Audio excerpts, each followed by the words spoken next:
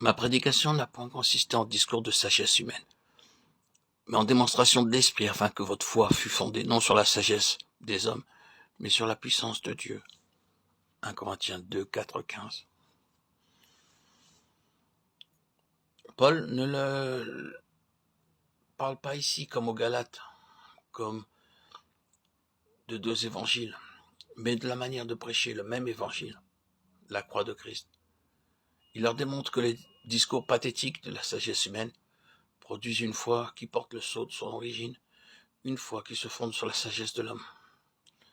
Tant que cette foi-là sera entretenue par les hommes et leurs moyens humains, elle pourra bien paraître prospère à leurs yeux, mais elle sera incapable de résister au jour de l'épreuve. En écoutant prêcher ainsi l'Évangile, on pourra bien devenir croyant, mais on ne sera jamais qu'un faible croyant, tandis que la foi, qui naît d'une prédication pleine de vie, de l'Esprit et de la puissance de Dieu, en reçoit une force divine.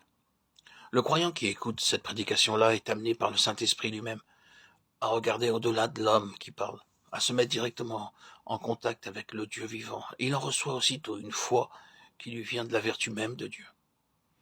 Tant que la grande majorité des membres de nos églises restent faibles, malgré tous les moyens de grâce qui abondent autour d'eux, tant qu'ils n'ont guère de cette foi qui vient de la puissance de Dieu, de cette foi qui surmonte le monde, qui purifie le cœur et qui produit les œuvres plus grandes, il est à craindre que cela ne vienne de l'insuffisance d'une prédication qui consiste en discours de la sagesse humaine, plutôt qu'en démonstration d'esprit et de puissance.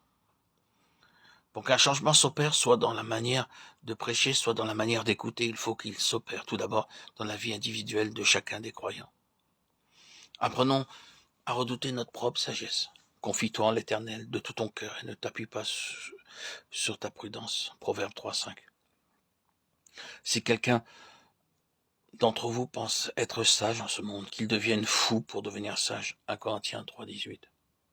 Quand l'Écriture nous dit que ceux qui sont à Christ ont crucifié la chair, elle entend aussi par là l'intelligence, la sagesse charnelle. Galates 5, 24, 2 Corinthiens 1, 12. Quand je crucifie mon moi, je voue à la mort ma bonté, ma force, ma volonté, reconnaissant qu'elles ne valent rien, et je regarde à Christ pour recevoir de lui bonté, force et volonté. Il faut que je fasse de même quant à ma sagesse. L'intelligence de l'homme est ce qui le rapproche le plus de Dieu, mais le péché s'en est rendu maître et la domine. Un homme peut être sincèrement converti et pourtant ne pas se douter à quel degré c'est par son intelligence naturelle qu'il cherche encore à saisir les vérités divines. Et si tant de lecture de la Bible, tant d'enseignements bibliques produisent si peu de fruits quant à la sanctification pratique, c'est parce que la vérité n'a pas été enseignée et reçue par l'intervention efficace du Saint-Esprit.